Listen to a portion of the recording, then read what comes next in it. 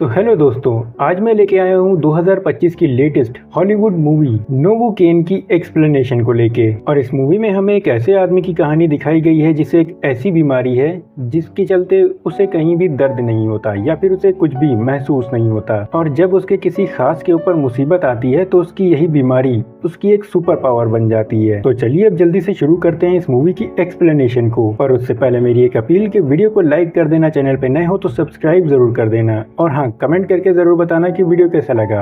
और इसके अलावा मैंने फाइनल डेस्टिनेशन 6 को भी एक्सप्लेन किया है, तो जा करके वो वीडियो भी जरूर चेकआउट करना। तो अब जल्दी से वीडियो की तरफ आगे बढ़ते हैं। तो कहानी शुरू होती है नेथन केट से, जिसे लोग नेड कहते हैं, जो कि सैन डिएगो ट्रस्ट में काम करता है और कहीं ना कहीं इसी ट्रस्ट में काम करने वाली एक लड़की शेरी को पसंद करता है। इसके अलावा ये ट्रस्ट बैंकिंग का भी काम करती है। तो एक दिन नेड के पास एक ओल्ड मैन आता है जिसने यहाँ से कुछ लोन लिया था, पर उसका काम सही ना चल पाने की वजह से ये ट्रस्ट या फिर ये बैंक उससे उसकी दुकान वापस लेने वाला था। पर यहाँ पे नेड उसकी मदद करता है ताकि उसे कुछ और टाइम मिल सके और वो यहाँ बैंक का कुछ कर्जा वापस लौटा सके। और यहाँ हमें इस बात से पता चलता है कि नेड दिल का काफी अच्छा आदमी है। वहीं एक दिन जब नेड ऑफिस में कॉफी पीने जाता है तो शैली पीछे से आ जाती है, जिससे नेड को धक्का लगता है और वो खौलती हुई कॉफी उसके हाथ पे गिर जाती है, जिससे कि यहाँ पे उसका हाथ बुरी तरह से जल जाता है। पर यहाँ पे नेट को कोई भी दर्द नहीं होता, पर शैली को इस बात से जरूर बुरा लगता है और वो यहाँ पे नेट को सॉरी बोलती है, साथ ही उसे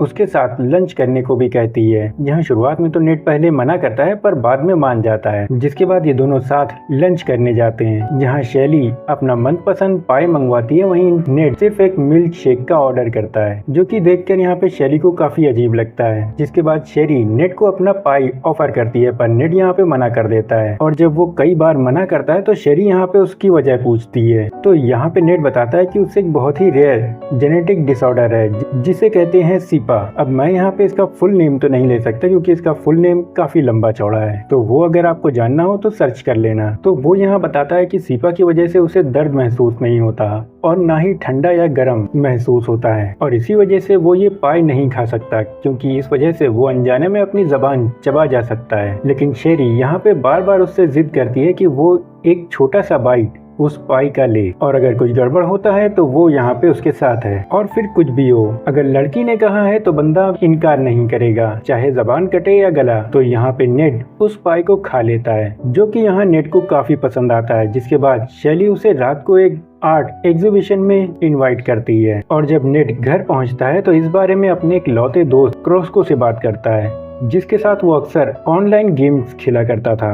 हालांकि ये दोनों आज तक कभी भी आमने सामने नहीं मिले। तो वो यहाँ नेट से कहता है कि नेट को वो लड़की पसंद है और ये उसके लिए एक अच्छा मौका है, तो उसे यहाँ पे जाना चाहिए। जिसके बाद नेट मान जाता है और रात को शैली से मिलता है। जिसके बाद ये दोनों एक बार में जाके एंजॉय करते हैं, पर वहाँ नेट को उसके हाई स्कूल के कुछ लड़के मिलते हैं जो उसे नोवोकेन कह के बुलाते हैं, जो कि नेट को बिल्कुल भी अच्छा नहीं लगता। यानी ये लड़के यहाँ पे उसे बुली करने के लिए इस नाम से बुला रहे थे। और तभी नेट का अलार्म बज उठता है। तो यहाँ पे शैली नेट से उसकी वजह पूछती है, तो यहाँ पे नेट बताता है कि उसे हर 3 घंटे पे टॉयलेट जाना पड़ता है, वरना उसका ब्लैडर फट सकता है। जिसके बाद नेट वहाँ से चला जाता है और जब वो वापस आता है तो देखता है कि शैली उसी लड़के से बातें कर रही होती है, जो कि नेट को देख के कुछ भी अच्छा नहीं लगता। और जब नेट वहाँ पे जाता है तो वो लड़का उसे नोवोकेन कह के बुलाता है, जो कि शैली के सामने उसे काफी एम्बैरेस फील करवाता है। पर तभी शैली इनसे पुरानी बातें भूलने को कहती है और इन्हें एक एक ड्रिंक देती है, जिसे पीकर नेट को तो कुछ नहीं होता, पर वो लड़का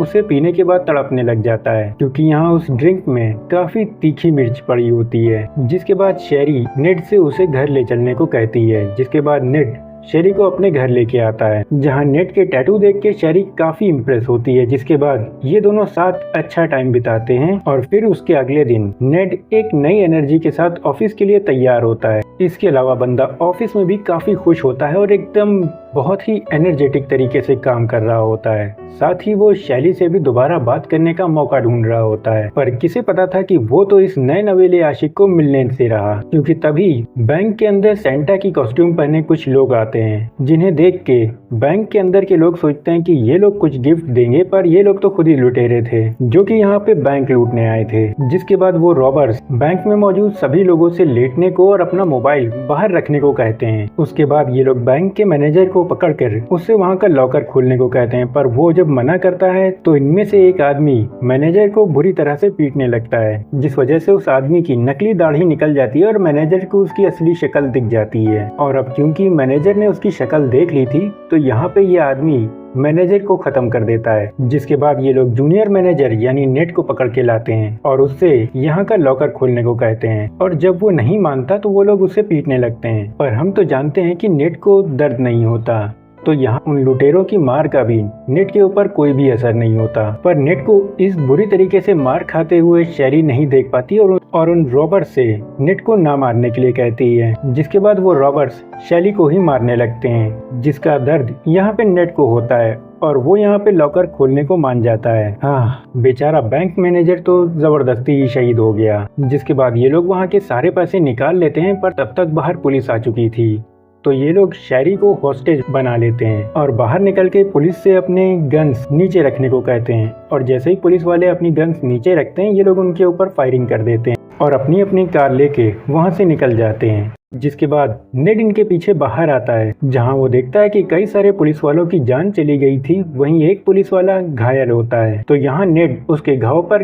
कस के बेल्ट बांध देता है ताकि उसका खून ज्यादा ना बहे और उसकी जान बच सके। जिसके बाद वो पुलिस की कार और बंदूक ले करके उनके पीछे निकल जाता है और काफी दूर तक उनका पीछा करता है, जहाँ वो रॉबर्ट्स नेड को पुलिस ऑफिसर समझ के अलग अलग जाने का तय करते हैं। लेकिन यहाँ पे तो नेड सिर्फ शैली के पीछे था, तो वो एक कार के ऊपर गैस करता है कि शायद इसके अंदर शेरी हो, तो वो उसी का पीछा करने लगता है, जहां आगे जाकर के इन दोनों की कार क्रैश कर जाती है। और जब नेड वहां पे उस कार के अंदर देखने जाता है तो उस कार के अंदर शेरी नहीं बल्कि कैश पड़ा होता है। जिसके बाद सामने दिख रहे रॉबर्ट को नेड गन पॉइंट पे ले लेता है और उससे शेरी के बारे में पूछता है, पर यहाँ पे वो नेड के हाथ से गन गिरा करके भाग जाता है। जिसके बाद नेड उसका पीछा करते हुए एक रेस्टोरेंट के किचन में पहुंच जाता है, जहाँ नेड और उस आदमी के बीच काफी फाइट होती है। और इन्हीं सब लड़ाई के बीच वो गन जो नेड लाया था वो उबलती हुई कढ़ाई में गिर जाती है। हालांकि इस बीच नेड उस रॉबर्ट से कहता भी है कि यार देख, मुझे पैसों से कोई मतलब नहीं है, बस तू ये बता दे कि शेरी किधर है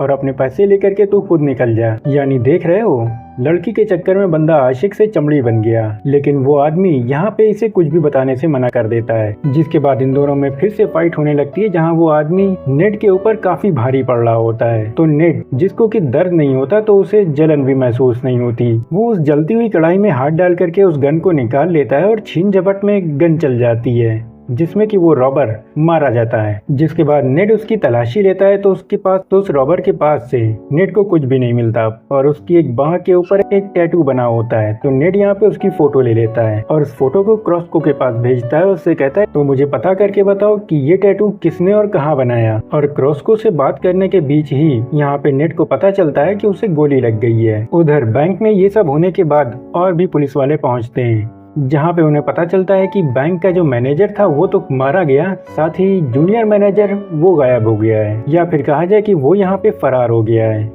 जिसके बाद यहाँ पे जो लेडी ऑफिसर है वो नेड की फाइल मंगवाती है। उधर नेड उसी ओल्ड मैन की दुकान में पहुँचता है जिसकी दुकान बैंक वाले लेने वाले थे, जहाँ वो ओल्ड मैन नेड के हाथों की मलहम पट्टी करता है। और जब नेड अपने हाथ से वो गोली निकाल रहा होता है तो वो देख के काफी हैरान होता है, इसे जरा भी दर्द क्यों नहीं हो रहा। जिसके बाद नेड उनकी दुकान से कुछ दवाइयाँ ले लेता है जिनसे कि वो बेहोश ना हो, और साथ ही उनकी मदद के लिए उन्हें कुछ पैसे भी देता है, क्योंकि यहाँ पे रॉबरी का एक हिस्सा उसके पास भी था। जिसके कुछ देर बाद नेड के पास क्रॉस्को का मैसेज आता है, जो कि उस जगह का पता उसे मैसेज कर देता है। तो नेड उसी तरफ निकल जाता है। वहीं पुलिस ऑफिसर उस किचन तक पहुंच चुके थे जहां उस रॉबर्ट की लाश पड़ी थी। उस जगह का शेफ बताता है कि इस आदमी को एक सूट बूट पहने दुबले पतले आदमी ने मारा। ये सुन के पुलिस वाले समझ जाते हैं कि ये नेड का काम है और यहाँ पे कहीं ना कहीं उनका शक यकीन में बदलने लगा था, जिसके बाद वो नेट को कॉल करते हैं और उसे सरेंडर करने को कहते हैं। पर नेट यहाँ पे मना कर देता है। वो कहता है कि जब तक कि वो शेरी को बचा नहीं लेगा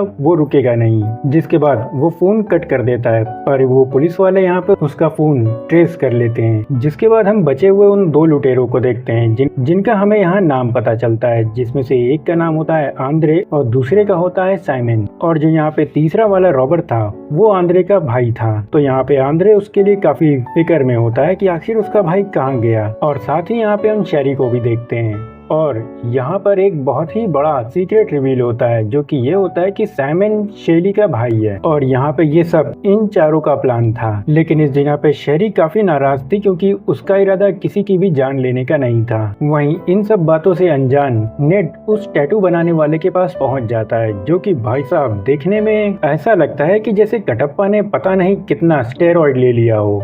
यानी अगर कहीं ये बाहुबली मूवी में होता तो मूवी का नाम बाहुबली नहीं बल्कि कटप्पा होता। जहां नेट टैटू बनवाने के बहाने उस तीसरे आदमी के बारे में भी बात करना शुरू करता है, जहां टैटू बनाने वाला आदमी उसे उसका नाम बेन बताता है। जिसके बाद वो बॉडी बिल्डर कटप्पा नेट से पूछता है कि क्या वो बेन को जानता है। तो यहाँ पे नेट बोलता है कि हाँ क्यों नहीं, वो तो मेरा चड्डी बड्डी है, हम लोग तो जिगरी यार हैं। जिसके बाद वो टैटू बनवाने वाला उससे बेन के बारे में कुछ और सवाल भी पूछता है। तो यहाँ पे नेट अपने मन से जो समझ में आए वो जवाब दे देता है। पर इसी बीच उस कटप्पा को नेट के ऊपर शक हो जाता है। तो ये नेट के साथ भी वही करने का सोचता है जो इसने बाहुबली के साथ किया था। पर यहाँ पे ये नेट का कोई मामा नहीं है, तो नेट इससे पहले ही इसके पीछे गन तान देता है और यहाँ पे बेन के बारे में और भी जानकारी मांगता है। पर तभी यहाँ पे इस आदमी की चेली आ जाती है, जो कि नेट के हाथ पे मार के उसकी गन गिरा देती है। जिसके बाद ये हट्टा कट्टा कटप्पा नेट को बुरी तरह से धोना शुरू कर देता है, जिसकी वजह से इस जगह पे एक कांच की खिड़की टूट जाती है, जिसका कांच वहाँ पे गिर के बिखर जाता है। तो नेट यहाँ पे उसी कांच के ऊपर अपने हाथ पटकने लगता है, जिससे कि वो कांच उसके हाथों के अंदर घुस जाता है। यानी कि अब उसके मुक्कों के अंदर कांच भरा हुआ था। और वो जैसे ही यहाँ पे उस आदमी के ऊपर मारता है तो उससे उसे बहुत ही सीरियस डैमेज होता है। और आखिर में नेट यहाँ पे उस आदमी की दोनों आंखें फोड़ देता है। जिसके बाद तो इसे बताना ही पड़ता है बेन के बारे में। और यहाँ पे बेन को पता चलता है कि नेट उसी के बैंक का एक कस्टमर था। तो वो यहाँ पे अपने एक कॉलीग को फोन लगा के बेन की सारी जानकारी मांग लेता है, जो कि उसे कुछ ही देर में मिल भी जाती है, जिसमें उसे एक घर का पता भी मिलता है। और जब वो उस घर के पास पहुँचता है और जब वो बेन के घर के अंदर इंटर करता है तो उसे कई सारे ट्रैप्स का सामना करना पड़ता है, जिसकी वजह से उसके पैर में एक तीर भी घुस जाता है। लेकिन नेट को यहाँ पे उस जगह का पता मिल गया था जहाँ पे शेरी थी। पर तभी नेट एक और ट्रैप में फंस के उल्टा लटक जाता है, जहाँ वो क्रॉस्को को फोन करके मदद के लिए बुलाता है। और तब तक कि वहाँ पे आंद्रे पहुँच जाता है, जो कि उसे वहाँ देखकर समझ जाता है कि कुछ न कुछ तो गड़बड़ है। तो यहाँ पे सच्चाई जानने के लिए आंद्रे नेट को टॉर्चर करने लगता है। ये सोच के कि इससे नेट को तकलीफ होगी,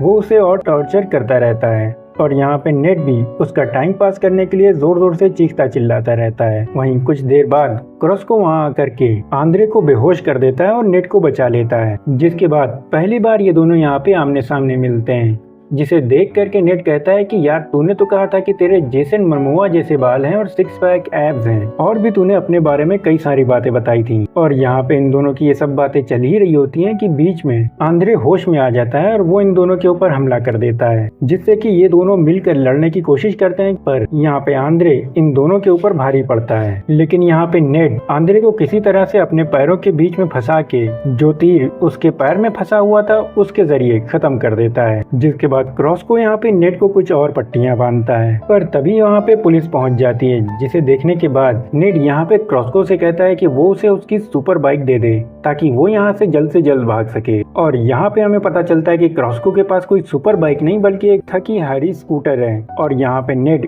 उसी स्कूटर पे भाग रहा होता है, जहाँ पे पुलिस उसका पीछा करती है। और कुछ दूर जाने के बाद पुलिस वालों को पता चलता है कि वो नेट नहीं बल्कि क्रॉस्को था। हालांकि यहाँ पे जैसे ही पुलिस वाले क्रॉस्को को जरा सा धमकाते हैं, वो पूरी हकीकत बता देता है कि नेट इस वक्त कहाँ गया है। वहीं हम नेट को देखते हैं, जो कि साइमन के पास पहुंच जाता है और उससे शेरी को छोड़ने के लिए कहता है। और शेरी का उसके लिए इतना प्यार देख करके यहाँ पे साइमन बताता है कि शेरी उसकी बहन है और अभी तक की नेट के साथ जो कुछ भी हुआ वो बस एक नाटक था। और ये सारी बातें सुन करके तो नेट का दिमाग बिल्कुल सुन पड़ जाता है, जिसका मौका साइमन उठाता है और वो नेट के ऊपर हमला कर देता है, जिससे कि उसकी गन गिर जाती है। जहाँ साइमन नेट को मारने ही वाला होता है, पर शेरी उसे रोक देती है, जिससे गुस्सा कर यहाँ पे साइमन शेरी के ऊपर ही गन तान देता है। वो यहाँ पे उसे शूट करने ही वाला होता है कि पीछे से पुलिस वाले आकर के साइमन को ही शूट कर देते हैं और यहाँ पे इनकी जान बच जाती है, जहाँ पुलिस वाले नेट को एम्बुलेंस में डालते हैं और शेरी को गिरफ्तार कर लेते हैं। पर तभी यहाँ पे साइमन उठ करके फायरिंग कर देता है, जिसमें एक पुलिस वाले की जान चली जाती है और एक फीमेल पुलिस ऑफिसर यहाँ पे घायल हो जाती है। जिसके बाद यहाँ से साइमन एम्बुलेंस लेकर भाग जाता है और जब नेट को पता चलता है कि ये एम्बुलेंस साइमन चला रहा है तो वो उसे गन से शूट करने की कोशिश करता है, पर यहाँ पे उसकी गन में गोलियां ही नहीं थी। उधर शेरी उस पुलिस ऑफिसर को हॉस्पिटल जाने के लिए कह के उसकी गन लेकर के इन लोग के पीछे निकलती है, पर यहाँ पे वो फीमेल पुलिस ऑफिसर कहीं और जाने से मना कर देती है और इनके साथ चलती है। जिसके बाद ये तीनों साइमन के पीछे आते हैं। वहीं उस एम्बुलेंस के अंदर नेट को एक इलेक्ट्रिक शॉक देने वाली मशीन मिलती है, जिसे वो पूरी तरह से चार्ज करके साइमन को एक जबरदस्त शॉक दे देता है, जिससे कि एम्बुलेंस डिसबैलेंस होकर के क्रैश कर जाती है। वहीं ये तीनों भी उस जगह पे पहुंच जाते हैं जहां पे वो पुलिस ऑफिसर अब इनके साथ नहीं चल सकती थी और वो यहाँ से शेरी को आगे भेजती है और शेरी यहाँ पे क्रॉस्को से कहती है कि वो उस पुलिस ऑफिसर को हॉस्पिटल पहुंचा दे। और वहीं नेट जब एम्बुलेंस से बाहर आता है तो साइमन उस पे अचानक से हमला कर देता है, जहाँ पे वो उसे बुरी तरह से मारता है, साथ ही उसका एक हाथ भी तोड़ देता है। और इस जगह वो उसे जान से मारने ही वाला होता है कि पीछे से शेरी आकर के उसके ऊपर फायरिंग करने लगती है, जिससे कि वो डर के भाग जाता है। और जब शेरी उसे ढूंढने के लिए आगे बढ़ती है तभी वो अचानक से हमला करके उसकी गन गिरा देता है और यहाँ पे शेरी को मारने लगता है। अब यहाँ पे शेरी को मुसीबत में देखकर नेट उस ओल्ड मैन की दुकान से जो उसने दवा ली थी वो अपने अंदर इंजेक्ट कर लेता है, जिससे कि वो दोबारा उठ के खड़ा हो जाता है और यहाँ पे सीधे जाकर के साइमन को खत्म कर देता है। अब ये मत पूछना कि कैसे, क्योंकि ये मामला थोड़ा आर रेटेड है। जिसके बाद नेट बेहोश हो जाता है और जब यहाँ पे वो होश में आता है तो क्रॉस्को बताता है कि वो कई महीनों से कोमा में था और यहाँ पे नेट की बॉडी की कई सारी हड्डियां टूट चुकी थी, तो अब वो कई महीनों के लिए बेड पे पड़ा रहने वाला था। वहीं नेट के पास वो पुलिस ऑफिसर भी आती हैं जो कि उससे कहती हैं कि जो कुछ भी नेट ने किया उसके लिए उसे कड़ी से कड़ी सजा हो सकती थी, लेकिन यहाँ पे उसने एक पुलिस ऑफिसर की जान बचाई है, इसलिए उसे कोई भी सजा नहीं दी जा रही। जिसके बाद हम नेट और शेरी को देखते हैं जो कि डेट पर थे और यहाँ हमें पता चलता है कि शेरी इस वक्त जेल में थी और बहुत ही जल्द यहाँ पे उसकी सजा खत्म होने वाली थी। जिसके बाद ये दोनों अपनी एक नई जिंदगी की शुरुआत करने वाले थे और इसी हैप्पी एंडिंग के साथ ये मूवी यहीं खत्म हो जाती है। तो गाइज ये था नोवोकेन मूवी का एक्सप्लेनेशन। आपको ये वीडियो कैसा लगा मुझे कमेंट में जरूर बताना। वीडियो पसंद आया हो तो लाइक करना, चैनल पे नए हो तो सब्सक्राइब जरूर करना और हाँ, कमेंट करके जरूर बताना कि वीडियो कैसा लगा। तो अब मैं सुफियान इजाजत चाहता हूँ। Good luck.